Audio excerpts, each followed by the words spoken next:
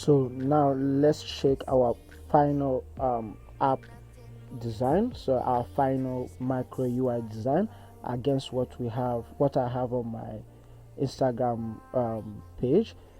Actually, you guys can support me by following my Instagram page. I will be posting more on the Instagram page this time around, and as long as I will be doing more videos on this kind of tutorials, we'll be posting more content on my Instagram, so you guys should go over there and support me to see more of my work. So let's see how that looks. As you can see, is basically the same stuff. We are seeing is basically the same stuff. Everything is perfect.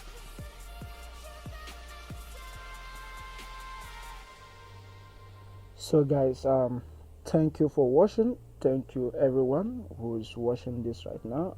Thank you for the support. I appreciate it, and this will also keep me motivated to keep on creating more content and keep on improving on my stuff. And also I know my voice wasn't really good so I just keep on improving on that. Yeah, once again, let me know what you think, and see you guys in the next video.